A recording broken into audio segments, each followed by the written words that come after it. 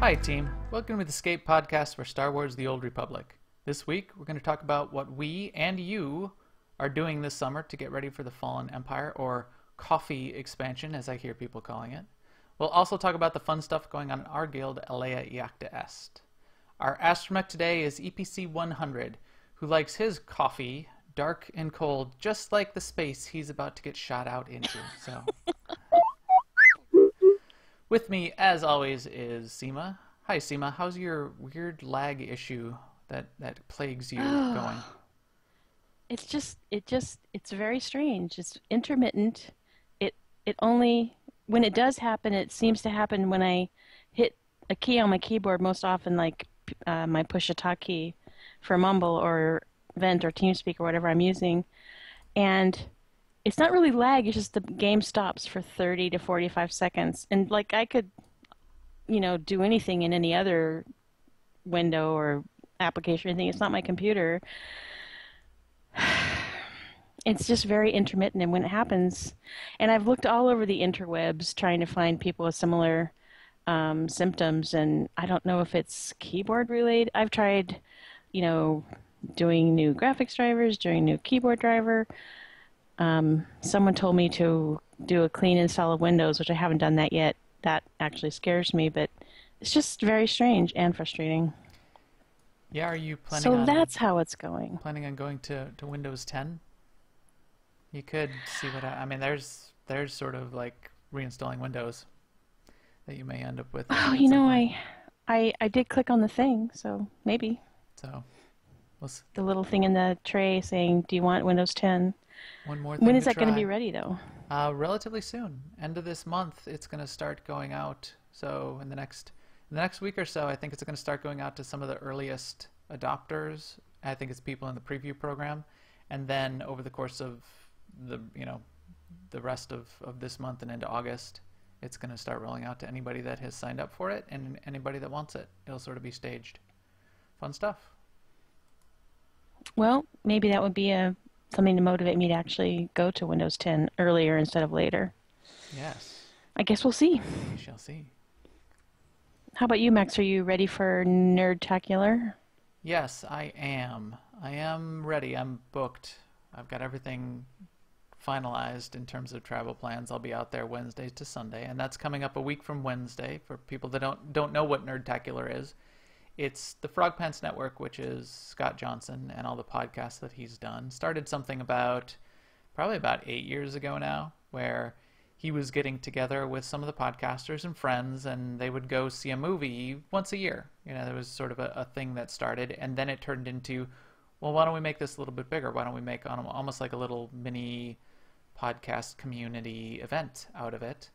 And since then, it's grown into a relatively sizable event, hundreds of people type size event, and they limit the attendance and tickets. And it's up at Snowbird Resort above Salt Lake City. And it's just a really good time to connect with people in the community. All of Alea Iacta Est is part of the Frog Pants community, and it was started by Scott and the other officers way back in the day. Again, that's like 8 or 9 years ago. And it's a good time. I like going up there also because it's up in the mountains where the Snowbird Resort is, and I do a lot of running on a regular basis. And I go and run in the mountains when I'm up there too. I try to get lots of people to come with me and get one or two takers. Not you have kind of a streak going on your running, don't you? Yes, I do. I have run every single day a minimum of 2 miles since January 1st of 2014. So it's been over Incredible. 500 days without a break every single day. Minimum 2 miles. Completionist in real life.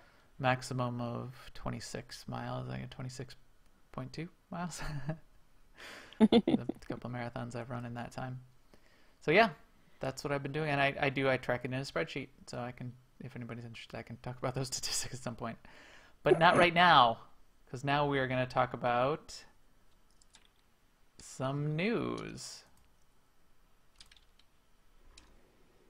As soon as I find our news clip, which is not here. I keep losing Did that. you look under the desk? Now, an Imperial News Network report. First item of news tonight is the SWTOR Escape podcast is up to episode 100. And Incredible. It's hard to believe. we're not, Feel 100. It's a thing, but we're not doing much different tonight. But I did want to bring it up. no. So what are your thoughts on 100, Seema? It seems like I don't know, it just seems like it's been really quick to get this far. It doesn't seem like, oh my gosh, what a drag, 'cause yeah. Yeah, I'm it kind of doesn't. amazed. Like even when it got to be like 95, 97 and I knew it was coming, I still was surprised by it today. So, Right, yeah. right. And maybe that's part of the reason that we don't have like some big party or something. Because Yeah, because oh, right. well, That I would require planning. guess it's episode 100. But we're also coming up on 2 years, so it won't be Right? too much longer, and it'll be our 2-year anniversary as well. Maybe we'll do something for that. Yeah, so maybe. Probably not. Probably not, because that's how we roll. But how we also roll is we've never missed a Tuesday in 100 episodes. It's been every single Tuesday, That's right. every single week. I don't know. I'm not really that anal in general. Of course But you're not. it's fun when you sort of get on a roll and then you can like say a thing like that. So it But that is a commitment we made to each other and to ourselves that we wouldn't miss a week. right. That we would try to do it, we try to be consistent. If we're gonna do the thing, let's do the thing and be consistent. And because we went so long, especially in the beginning, and we were really consistent because we were trying really hard, we can't stop. We've gone down this path now, and it's worked out well, and it's fine. We have had lots of fun. It has been pretty amazing. We've met lots of people. We've met a bunch of other podcasters. We've had a lot of great people on the podcast. We want to do more of that. And we've met a lot of people in the stream and that have joined the guild and in the game. And I think the key thing, one key thing that I just wanted to say to wrap it up was the reason we do this podcast is for the community and for the guild and for the people in the game. We started it because we like the game and MMOs are better with friends, and we figured the more people we can get playing Star Wars The Old Republic and more people in our guild and more people on Jedi Covenant or any server or talking about it or podcasting or having fun with it, the better for everyone. And so it's almost selfish for that reason, but it's really Yeah. worked out. So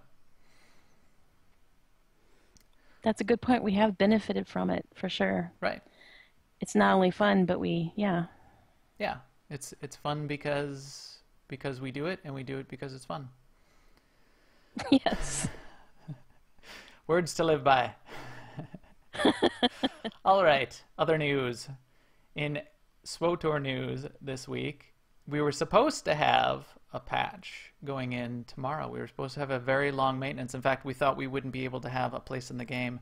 We are in a little cantina here on a very nice autumn planet that I like in SWTOR. Come find us if you'd like. But we were supposed to have the servers going down about now and patch 3.3 going in. That has been delayed. By the time you get this, they could have rescheduled it, but as of the recording of this, they haven't even rescheduled, so it's not clear. I know they're going to try to get it in tomorrow night, I would expect. They're not delaying. They're not saying that things are going to be delayed a whole week. It sounds like they're going to get it in as quick as they can because Bounty Contract Week is still going to start as soon as they get it in, but still only run until next Tuesday, etc. But that does mean we get some things that are delayed. All the fun stuff that we, even thinking about it, I realized there was more in 3.3 that I was looking forward to that is now delayed. So when it does drop, Seema, what are we gonna get? What were we missing? Well, they were unsure for a while about they were going to try and get to a Gruta into 3.3, and they are saying for sure that they are in 3.3 when it does drop, and that they'll cost the same as the Cathar did. The unlock is going to cost 600 cartel coins. Mm. So if you have a character that you want to convert to Togruta, as I understand it, it will cost you 600 cartel coins to unlock it, and then whatever the cost is to change. Okay. Also, it's affecting the PvP Season 5, Season 6 thing. The new season won't start until 3.3 drops, but they have said that they're not going to make that AoE change to war zones. They were going to change it so that AoEs did not disrupt when you're capturing objectives, but they backed that out and they haven't said when they will put it back in, if ever. Right. That was just a clarification in the bug tracker to say, yes, we are not putting that in. We are not making that change. We realized people didn't like it and it didn't really work the way we wanted, so we're not doing it. I don't think they're ever going to do it. I think they're going to try to balance that kind of stuff a different way. But there was a lot of questions around it, I guess, so they clarified. And just to wrap it up, the bounty contract week will start as soon as 3.3 does drop. It's still going to end next Tuesday, though. For whatever reason, they're just getting things lined up and want to keep that schedule complete, which makes me think they're going to get the patch in as quick as they can tomorrow night or the night after. And then the nightlife event is still live. It's still going. The cartel pack that was going to go in tomorrow is still going to go in, by the way. Right. And Conquest will start, too, as scheduled, which makes sense. Yes. SEMA will be out conquering planets. Right. I'll be accidentally making my personal reward again. In Guild news, our ops teams will still proceed as planned. In fact, our Monday night ops team was potentially going to be canceled, but it sounds like they were able to do some. Well, I hope they were able to do something. So it's our Republic ops team on Monday nights, our SUP Imperial ops team on Wednesday nights. Both of those teams, I think, could probably use an extra player, or maybe. So check in with Sten for the Republic team and Arvashet for the Imperial team on Wednesdays. And our Lords of Light Imperial Ops team is continuing to stream on Thursday and Sunday nights. And we're working on Nightmare Dread Fortress for the most part. We'll talk a little bit when we talk about getting ready for KotFE today about what your ops team might be doing to get ready. And this is one of the things that we're doing, specifically aimed at getting some things in before that expansion drops. So that's fun. Right. Tuesday, we're going to have our normal, what we call our mandatory fun night. Attendance is not mandatory, but fun is. And we'll be doing Nightmare Eternity Vault. We were going to do we were going to tour the Yavin Stronghold, but it doesn't look like that will be an option. So we'll think of something else to go after Nightmare EV, but be there or be square. Yep. And maybe next week we'll do then tours of people's Yavin Strongholds. So if you do decorate it, or if you do unlock it during the week, be sure to decorate it up however you want. And for our mandatory fun night, maybe next Tuesday, we can do some tours of anybody that's on. And if we can get big enough groups, that would be fun to get. I think you have to get 50 people in your stronghold for one of the achievements. We can try to get that going. Maybe put the word out across the server and try to get a couple ops groups completely full and fill up people's strongholds. That would be pretty fun. We do have fun. We've done this before, where just at the end of an ops night, especially on those Tuesday nights, we'll just bounce from people's stronghold to stronghold and just check out interesting things people have done with decorations. And you get a lot of good ideas that way, and you see some really fun stuff. I want to do a shout out to the chat room and say hello to all you guys in there. It is always very fun. That was sort of a late addition to how we do the podcast, but that's been a really great thing, I think, that I'm glad we've been doing since the last 20 episodes or so now. So thank you for hopping in there, guys. Grats to Faden, who is the winner of a cartel pack last week. I think I still haven't gotten it to him, so I got to do that. And we'll do a little drawing at the end of the podcast today. But with that, why don't we talk about getting ready for KotFE? My visions are unchanged. Destiny awaits you. It is the future, you see. Yes, it is the future. The future is coming soon. So October 27th is KotFE. And we've got plenty of time, but people are already thinking about it. And we've got now sort of a long summer here to get ready for it and do some things. So we thought we would walk through what you would do to get ready for KotFE. And it's a relatively unique experience. We did a show back around episode 64 about getting ready for patch 3.0 at that point, or Yeah, yeah, I guess it I was think it was 3.0. getting ready. Yeah. And what we were doing around that time to get ready for it. And this one is going to be a little bit different because there are some things that impact us in a little bit different way. So we wanted to run through some of those things.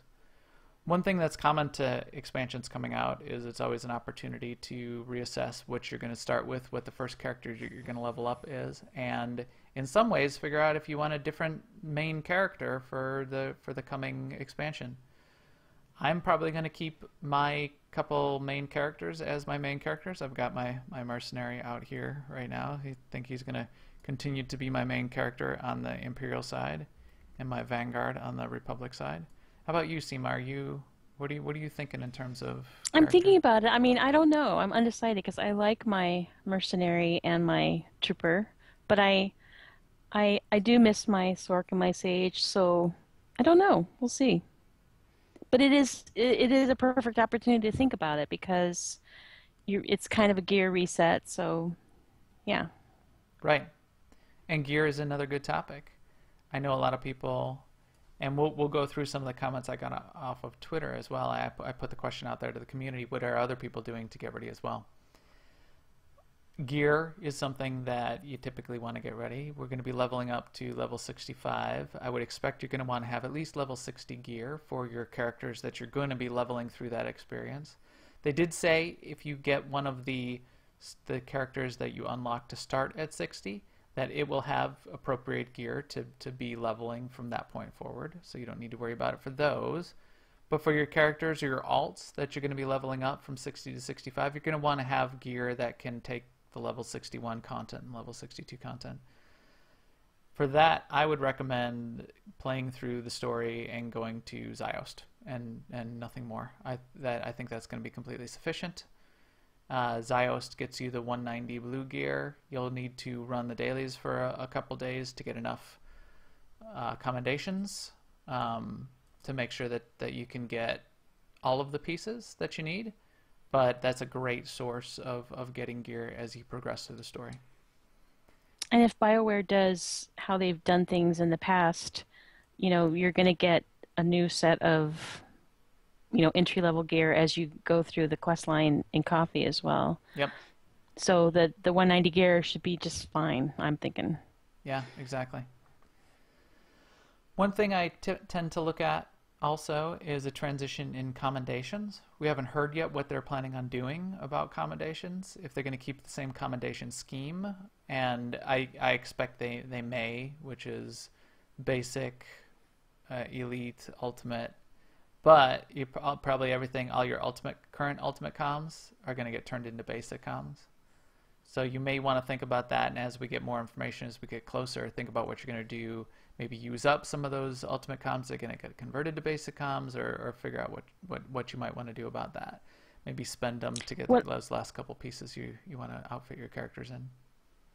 One thing I learned from how I approached Shadow of Revan, which is that I made a big deal of trying not to go over the cap on basic comms so that I would have them available for gear. That was completely wasted effort because basic comms just rained down on us, and I still have, those little sets of, I think it was 99 each on pretty much all my characters of basic comms. So, and most of my characters are maxed on basic comms now too. So I'm really just gonna go basic, comms don't matter. I'm just gonna take it however it goes. Yep, I think I'm gonna do the same thing. Comms have been That's my plan this time. Of little value in recent history. I always end up with too many comms so often that I'm probably not going to worry about it at all either. We'll hold off on talking about companions because I think that's actually going to be a bigger thing, and a lot of people are sort of thinking about it. But before we get to that, just a couple other side things. Stockpiling of materials or components for crafting. I don't even know what they're doing with crafting. Maybe if I hear that they're going to do something interesting or that stuff's still going to be useful, I might worry about it. But I'm not worrying about that at all at this point.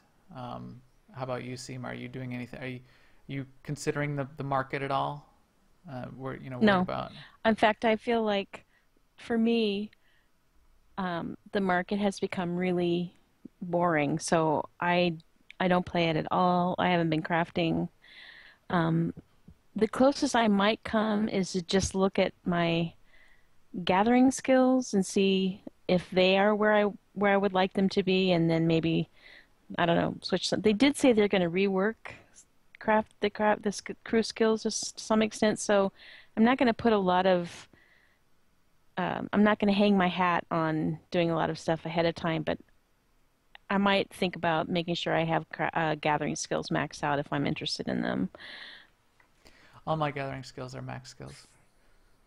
That Right. never gets old, by the way. Not to me. Maybe to everyone else. I amuse myself though, and that's all that I care about. I think gathering is something that you may want to take care of because that can be a pain especially if you get. I don't like going to a new planet, even when I'm leveling up alt, getting to a new planet and not being able to gather any of the nodes on that planet. Even if I don't really care about crew skills or don't care about leveling up or am trying to go quickly, sometimes it's a blessing because then you can't even do it and you can just know you can ignore them. But it does tend to annoy me, and then I'm trying to like run missions behind the scenes to get the rest of the gathering points that I need. But at the higher levels, at level 60, it takes a long time for those gathering missions to complete compared to doing it at level 10. So I would go out in the world and pick up some nodes if you want to get those done. So whatever happens, you're ready.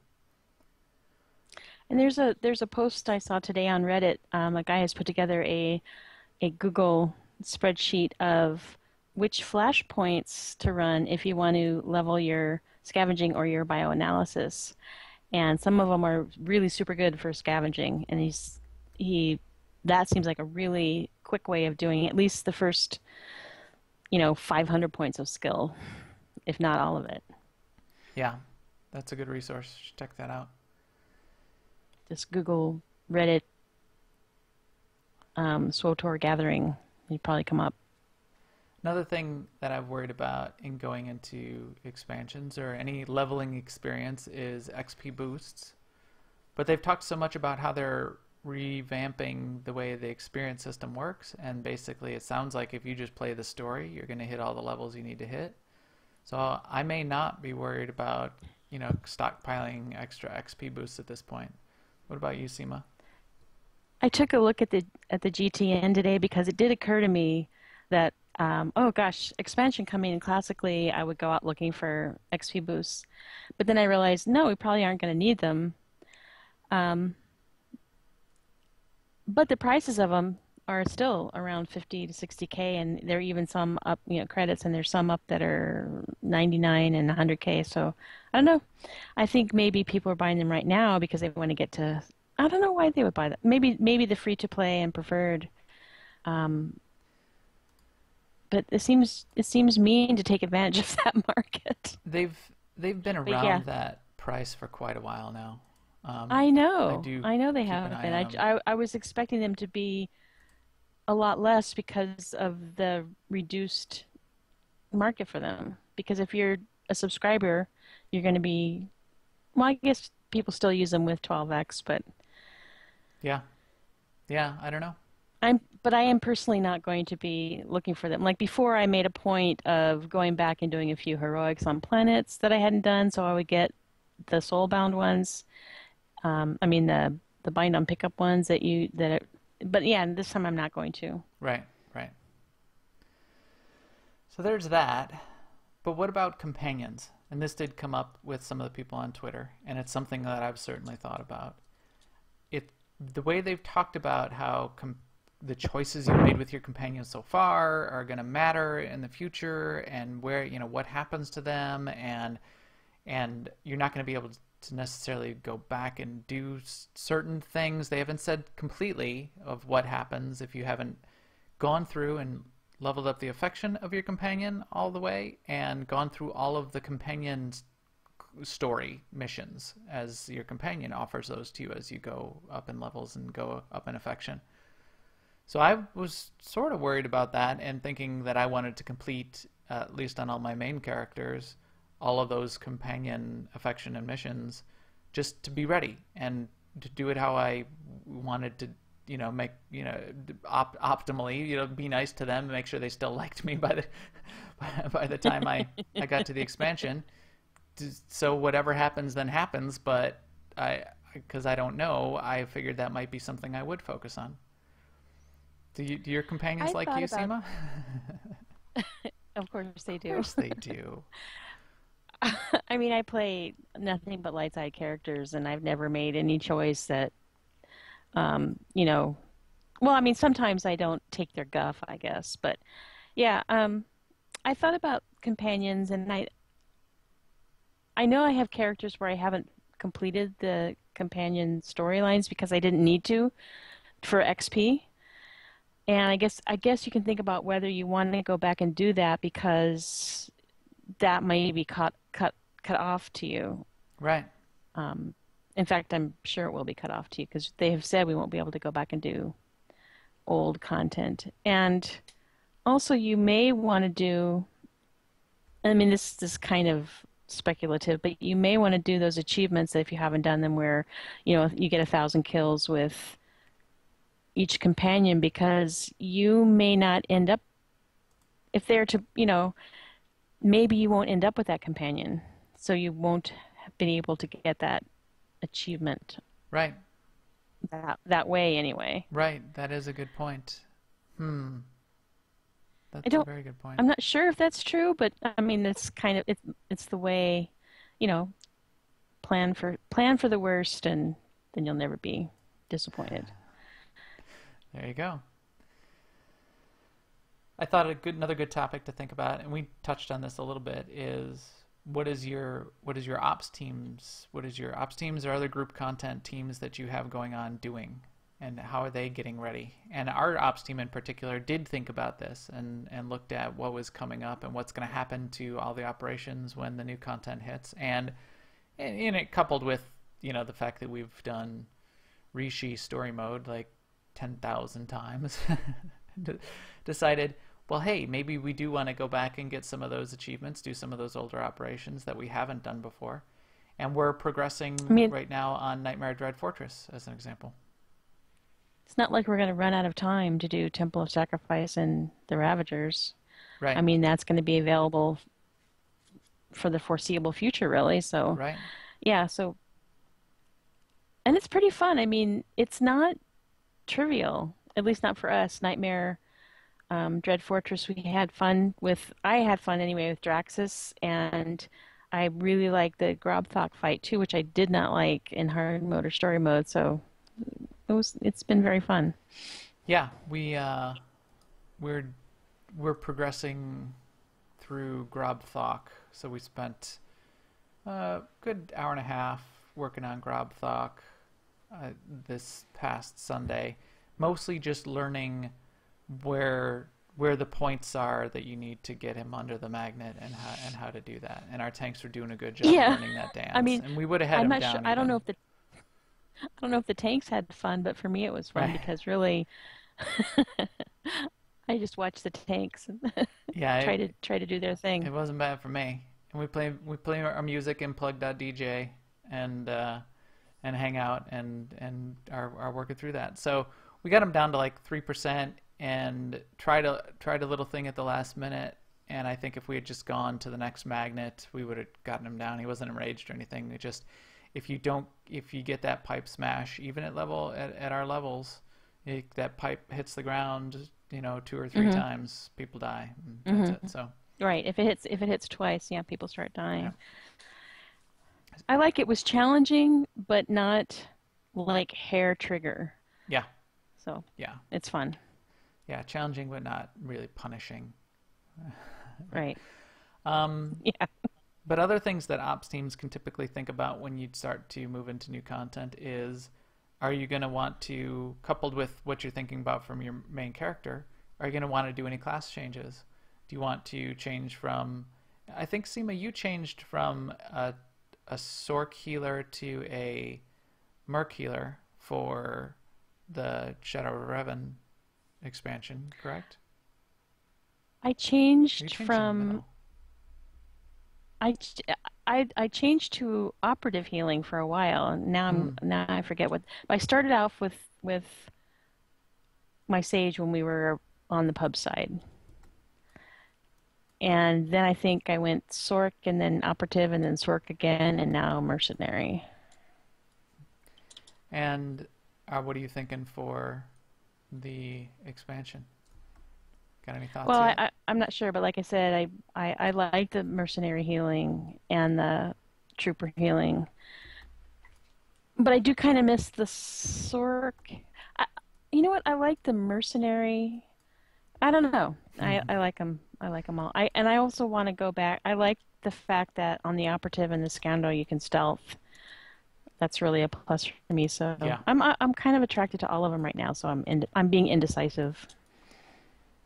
I started 3.0 as a power tech because I thought I wanted to switch because I had been mercenary to that point, and I started as a power tech and did operations a little bit as a power tech at the start of 3.0 and ended up switching back to mercenary.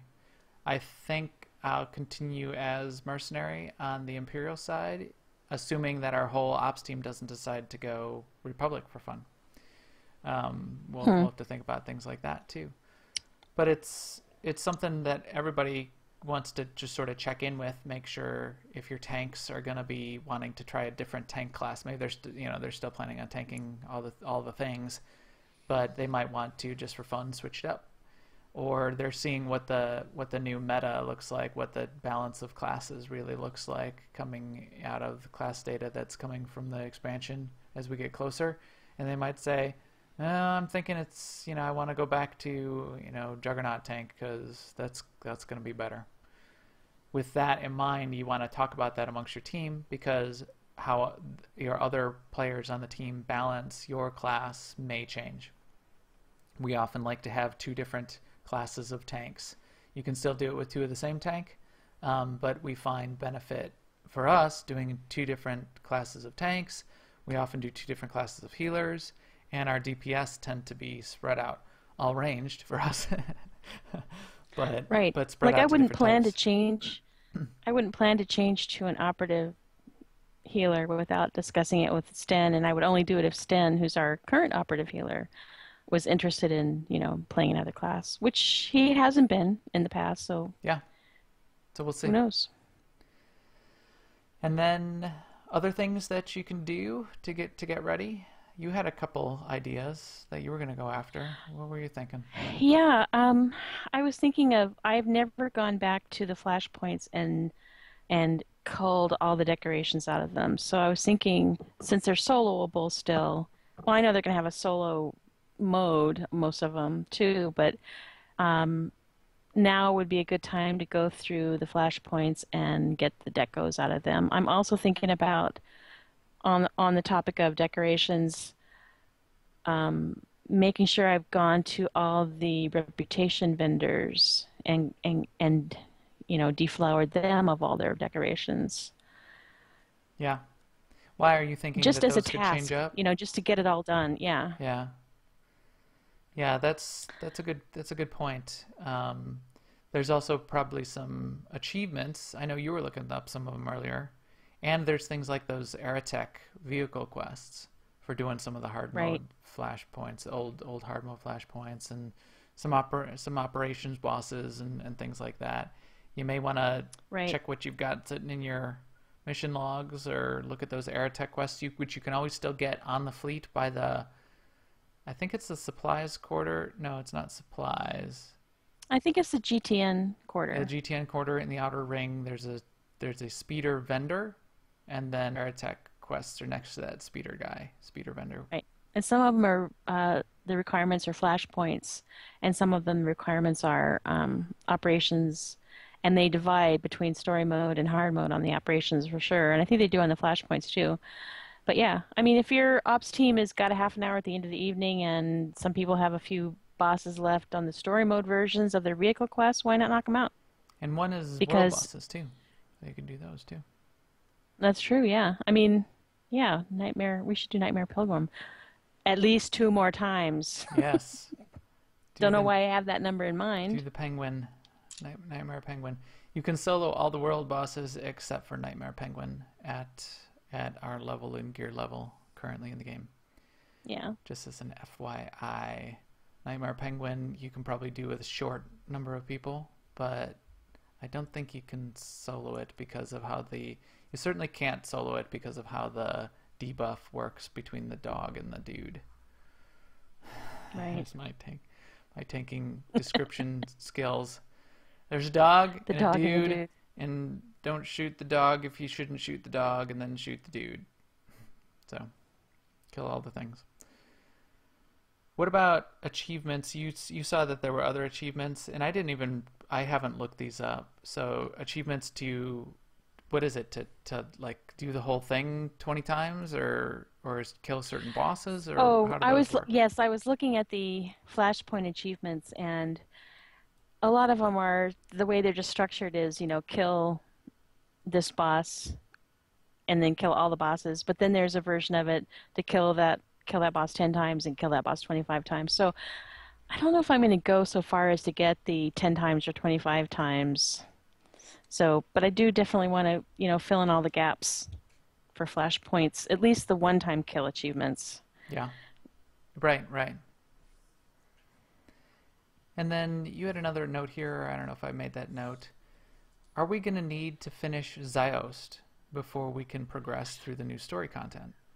That was a question I had in my head. Right. For Makeb and or even for the start of Forged Alliances, you did not have to do any previous story. You didn't even have to finish your class story unless you wanted to do that one extra mission on Rishi. That was a continuation of your class story. Yes, right. But then you were not barred. Right. Yeah. But then from that point forward, from Fallen Empire, from Forged Alliances forward, you needed to complete every previous step to be able to progress to the next step all the way through the end of Ziost. You needed to complete all of the Forged Alliances for flashpoints. You needed to complete all of Rishi to get to the story on Rishi to get to Yavin. You needed to complete the story on Yavin to get to Ziost. You needed to complete the part 1 of the story on Ziost to get to the part 2, etc. I don't know, especially since it's such a tight story that they're weaving at this point. They haven't said clearly what's going to happen and if you're going to need to complete Ziost to be able to continue. I think that we're story. in the dark. Yeah. I mean, Cold, yeah. dark coffee. I guess it depends on how the Zio story ends, or if the beginning of KotFE weaves the Zio story into it. Then yeah, maybe we will have to have done Ziost. They have to wrap up that story somehow because Vitiate is. Yeah, they do. Yeah, they can't just leave him rattling around in the galaxy. Yeah, spoiler alert: Vitiate is out there, and yeah, he didn't say, "I'm free. I'm taking off. See ya, suckers." He said, now I'm going to conquer the galaxy. He can't just disappear.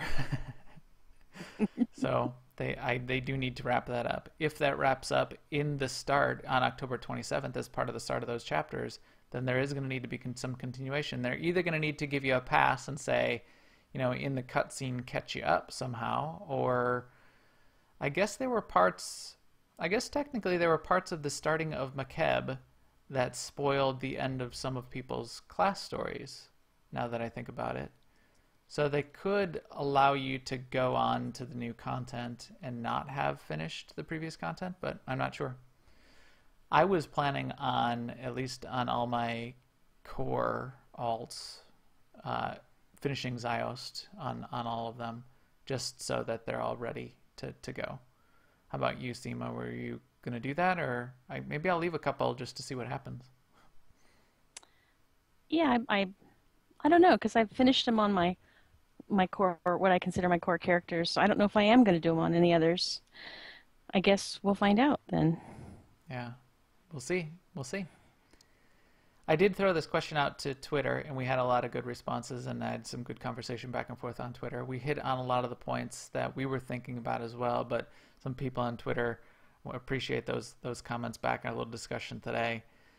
the Bad Feelings Podcast on Twitter at Bad Feelings Podcast, which I think is Brian who tweets off of that. Yes, I think so too. He made the comment too that he's going after all the companion things, which that's the first thing that came to mind when I was planning it out too. So that was a good one. And my friend Rosie Bear 77 says that she's basically doing ops, and that's it in SWTOR until the X-Pack comes out, which I can understand that. Yeah, she was telling me that she doesn't want to get burnt out and knows that there's a lot of story stuff coming. So, yeah, hanging out, doing the ops content until then, and taking it easy this summer. That's a plan. Mandy Scarlett, at Cypher Mandy on Twitter, she was talking about getting the rest of the alts up to 60 that she needs to, and then gear was a key point of progression that she was talking about, and then also the companion things. Darth Brundlefly, who's been around, he hangs out in a couple of the chat rooms. He called her out and said, "No, what you're really doing, Mandy, is romancing Theron over and over." She said, "Well, yeah, somebody's got to do it." Dib at Dib Ord says that their team is tackling old Nightmare content before the scaling makes it more difficult, which he put presumably in parentheses, which we presume it'll be more difficult, but who knows really. Right. Yeah, we don't know exactly how difficult, or if it'll be about as difficult as it is now to do. Well, it's a Nightmare Dread Fortress, Nightmare Dread Palace.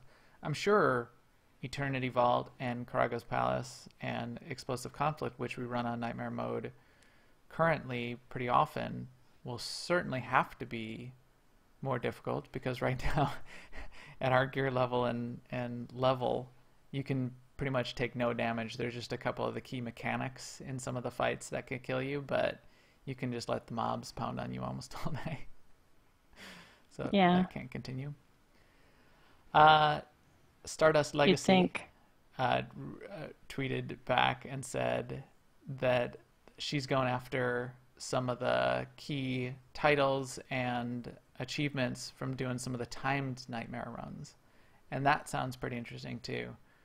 Yeah, I don't even know where some of these titles that she talked about, Dragon Slayer and From Beyond. Where does Dragon Slayer come from? Is that Scum and Villainy timed Nightmare? I'm wondering. It must be Scum and Villainy. When you kill the Kel Dragon, I mean that's the only place I can think of. And then From Beyond must be Terror From Beyond. Terror From Beyond. I wonder if we have that one. I know we haven't done it in Nightmare, I don't think. No, we haven't done it in Nightmare. So we've done Karaga Nightmare plenty of times, EC Nightmare and EV Nightmare. We've done all of those. So, and I'm sure we've done it in time. Scum and Villainy and Terror From Beyond we have not done. Maybe we should try to go do those. Maybe we'll do them on an MFN. That would be fine. It's just the mechanics we have to figure out, because we haven't looked them up, or I have to figure out, because in theory I'm responsible for that, as tanking most of those Tuesday nights. Maybe we'll have to call in a professional tank that knows the mechanics to do it for us. We'll have to check out Angie's list and see if there's some professional tanks listed on there. Yeah. Brian at Colto Killer says he's going to empty out his stronghold so that no looters get his stuff while he's frozen. That's a great comment. Yeah, and then Brian at Bad Feelings Podcast followed up and said, you also playing off of that being frozen in Carbonite, yeah, maybe a good time to look into some long-term investments. Yes. I'm going to buy a bunch of bonds. Put my money in the stock market. What a great plan. but yeah, I'm gonna keep your hands off my stuff while I'm frozen. I like that one. And then AJ Madhav at R2D2 ARM says he's just knocking out the remaining class stories, which I think that's probably going to be a popular thing to do. And he's taking his time doing it, which makes perfect sense to me because we have all summer. Yeah, I still have alts that are now at 60 that I've not completed the class story on. So I may go back and clean up a couple of those as well. And that was it. So thanks to everybody who was chiming in back and forth, and everyone who's out there thinking about what they're doing this summer to get ready for KotFE. Keep sending us the the comments, and if you think of anything else that we should be thinking about, let us know, and we'll shout it out at some point. But I think that's plenty to do, and plenty to catch up on this summer. I know I'm going to be busy, and gotta get ready because you never know what's going to happen. Do all the things. And Yeah. I know what you're going to do, though. You're going to leave it to the last minute because you can. Deadline pressure. It's a great motivator. Yeah. So yes, that's probably what I'll do. But what I will not wait to do is to kick EPC 100 out of the airlock now, because he is ready to send our podcast out to the broadcast community. So thanks to all of you joining us and all the places, including newoverlords.com, iTunes, YouTube, or live on Twitch. You can now follow us on YouTube and live on Twitch and see those streams when they come available there. We will stream again next Monday night on twitch.tv/newoverlords, and we do that around 10:30 p.m. Central.